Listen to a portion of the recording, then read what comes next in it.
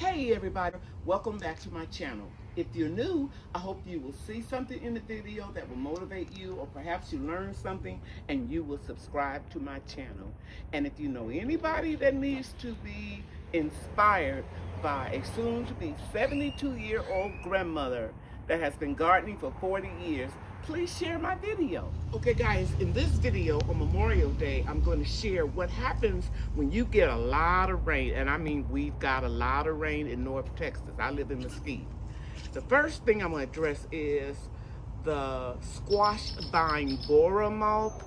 And I'm going to show you some old footage of last year when it attacked my squash. And I had to take it out in July. But I think I got a good handle on it this year, so I'll share that with you. And then next, I'm going to share it with you when you have a lot of wind and the humidity is high for several weeks. If you have any spores of a powdery white mildew fungus in your garden, it will really spread through 20-mile-per-hour wind. I hope you all can see this. This is the squash vine borer. It's flying all around my zucchini and my squash. I'm just sitting outside watching my tomatoes grow, and then I noticed that little evil insect.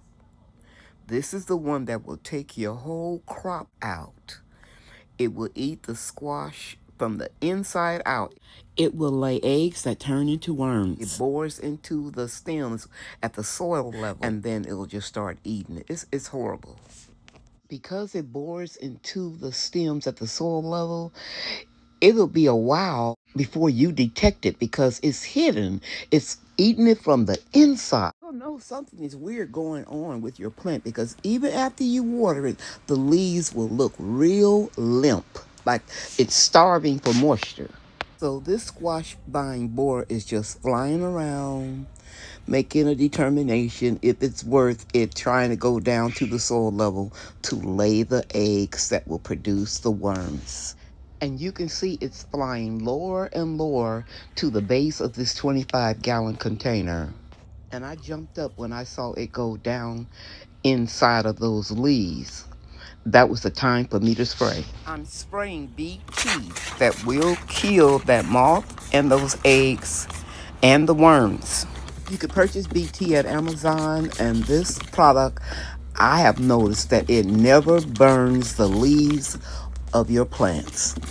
Be sure to spray your plants with BT after it rains or after you water, and of course if you happen to see that horrible insect. Ever want to see what squash vine borer does to your plant? You can see those little worms right there. They've been eating the vines from the inside out. This is my butternut squash. It's the last squash I still have growing, and I wanted to try to grow it until these squashes reach maturity. And there's a really nice one all the way over here, and I suspect we got some damage to it. And so I'm going to harvest everything today and pull it up. Yep, it's getting too hot, and they're on the prowl. It's probably all through here. Where you see yellowing, you will find evidence of the squash vine borer, but that's okay. This squash has been growing outside since March. I'm gonna harvest what I can. Now, this is a nice size squash, guys, but look here. It was getting ready. Let me focus a little bit better. See that worm? That's the borer. There we go. It was getting ready to crash because it's already infiltrated the stem right here. But that's okay. This will not go in the compost. This will be dealt with. Yeah, I'm going to kill these bad boys. I need to make you aware of something. Last year, the squash vine borer, the larvae, eggs, and the worms got away from me because I started dialysis treatments in June. And if you know anything about it, it takes you a while to get used to it. And so I was really under the weather. And it wasn't until July that I started feeling a little bit better, and that's when I caught it. In this chapter of my life, Because of my health conditions, I have to work smart and not hard. So going forward, I'm going to get as much squash as I can before June, and then I'll start more heat tolerant crops like cow peas, black eyed peas, and bush beans. And when I start those, I will share it with you in a video. It's Memorial Day, and I'm just checking out my squash. You can see I've got 2 I can harvest right over there. 1 and 2, you can hardly see it, but we've been getting a lot of rain, so I'm going to once again spray with my BT. And I'm going to do the same thing over here with the zucchini. I see a lot of the leaves are turning yellow. I know it's because we've been getting a lot of rain.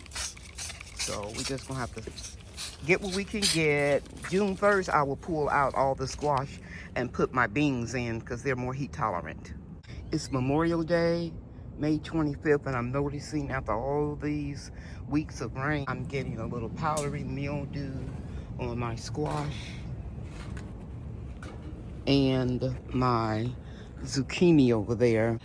Last year when I shared this fungus, this white powdery mildew, some of my subscribers gave me all of their known home remedies, and I appreciated it, but because I've been gardening for a very long time and been fighting that powdery mildew, the type that I had, the home remedies like a weak solution of hydrogen peroxide, weak solution of baking soda, milk, it did not work on this. So I had to use a product that I know that worked last year for me, this year as well. This is the fungicide that I use, and it's made by Growers Alley. And there's a picture of it right there, and you could purchase it on Amazon.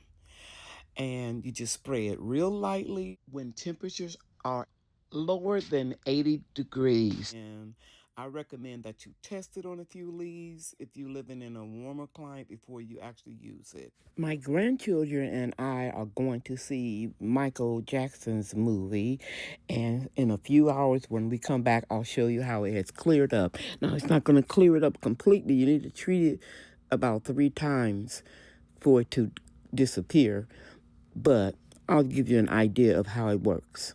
By the way, I don't make any money off of any of the products that I recommend to you in any of my videos.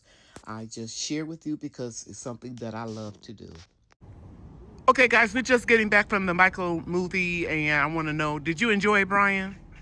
Yes, it was really good. Okay, Brian, can you speak up a little louder? I said yes, it was really good. What about you, Maddie? I liked it. Thank you, Maddie. Maddie's my sweet grandchild. Never have any problems out of her. And Bria, what did you think about the movie? I loved it. Okay, I loved it too, guys, so much so it was my second time. So now we're gonna check out the garden. This is the area that I sprayed for the white powdery mildew. It rained while we were in the movie theater. I don't see any damage, but I do still see some mildew. You have to treat it several times. Some areas don't look as bad as the other areas. And over here, I'm gonna show you where I had the aphids. It looks wonderful. You don't see any eggs or the aphids themselves, so I'm really excited about that. While I'm out here, I'm going to get me a little lettuce. It just rained, so I don't have to wash it twice. Once will be enough. So I can have me a little salad. And this was the black Simpson seeded lettuce. And over here, where I have some arugula, I'm gonna get me a little bit of it too. Taking the outside of the leaves, leaving the center on the arugula. And I think they're gonna have potato salad with the barbecue. But I am watching my potassium intake, so I don't eat that many potatoes. This concludes this video. I hope I shared something with you that you can use. I hope you learned something. If you have social media platforms and you know somebody that may need a little help with gardening or maybe some inspiration or motivation, share my vlog with them. Thank you all so much. You know that I love you, and God loves you too.